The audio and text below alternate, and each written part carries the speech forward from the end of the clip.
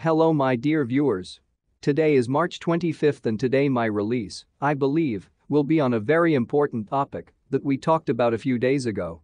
And I hasten to please you, a decision was made on these issues on two issues related to the supply of humanitarian aid on the territory of Ukraine, which is not controlled by Kiev, as well as the issue of creating military-civilian administrations.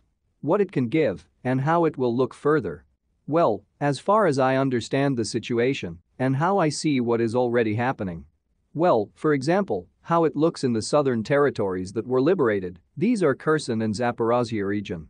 Please note that just yesterday there were reports that state employees of the regions liberated from the Kiev regime began to receive wages.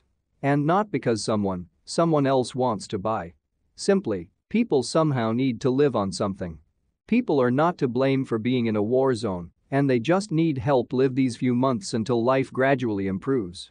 And as I see on the example of the Kherson and Zaporozhye regions, this practice will continue to be introduced in all territories of the liberated Ukraine, that is, people in the public sector will receive wages. Also, these garrisons will be gradually cleared, so-called territorial defense, so that you can continue to establish normal life in these cities and towns. This applies now to the first stage of Chernihiv and Sumy regions, where this situation, as I showed in the material a few days ago, is real starts to get out of control. I understand that in the next few days, maybe a week, maybe 2 weeks, here the situation will be radically changed. And, for example, residents of some Ukrainian towns of the Chernihiv region, that indeed Russian troops, following the example of the city of Energodar, surrounded their settlement and demanded surrender from the local territorial defense. Pay attention to how noticeably the tactics of conducting military operations by the armed forces of the Russian Federation against the Chernihiv garrison have changed over the past 2 days. He was taken into a rigid ring, and now he cannot influence the life of the region in any way, as a spider is isolated and its web is destroyed. And in this way order will be restored, not only in the Chernihiv region, but also in the Sumy region. And people here will also very quickly realize that Nazi power in these territories will never return again. This is the most important, key point, because people who did not put up with the Kiev regime, which they were simply afraid of, they are intimidated, they are today prohibits receiving humanitarian aid, sends a video from a particular village Chernihiv region, where the Russians are already distributing humanitarian aid, that we allegedly refuse, and those who take, the lists of these people, are published as lists of traitors. I want to remind those people who are doing this today in the Chernihiv and Sumy regions. In Zaporozhye and Kherson regions, people like you started exactly the same as you. And at first people were afraid of them. Today they have already ceased to be afraid, but the so-called patriots who keep the lists are already testifying today that they did not know, that they did not understand, that they had committed bad deeds. I repeat, it will be exactly the same in Chernihiv and Sumy regions. In fact, there is all the information on each of these agitators who exposed themselves. Believe me, in the 21st century there is no anonymity. You understand that Google remembers everything, and not just Google.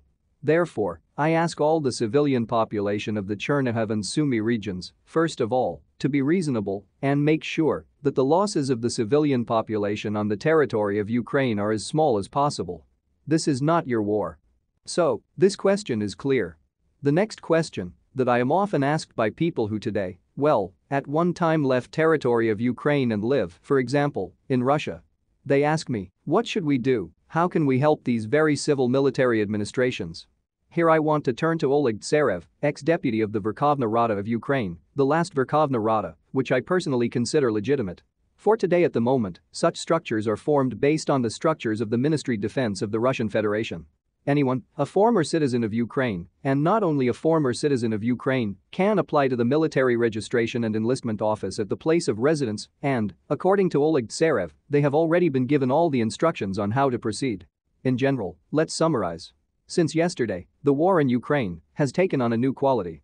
Now this is a full-fledged struggle for Ukraine, for the minds of its citizens, and for the fact that this territory will never again have such a regime that teaches people not to love their country, but to hate others, and there should not be a regime on this territory which the using terrorism methods. And here I want to draw attention to yesterday's egregious incident. This is the appeal of the mayor of Kupiansk about the fact that the SBU detained his daughter, who remained in the territory controlled by Ukraine. She is threatened with physical harm due to her father's political choices. I want to address those sponsors of the Kiev regime who are supplying it with weapons, political support. If you support, among other things, such methods struggle, then how are you different from the terrorists? If something really happens to this girl, then you will be responsible for all this, including you, those who help the regime that uses such methods of struggle. And, taking this opportunity, I also want to address international legal organizations reach out to your governments and put things in order because in their hatred they cross the line of humanity. That's what I wanted to say in this video. Goodbye.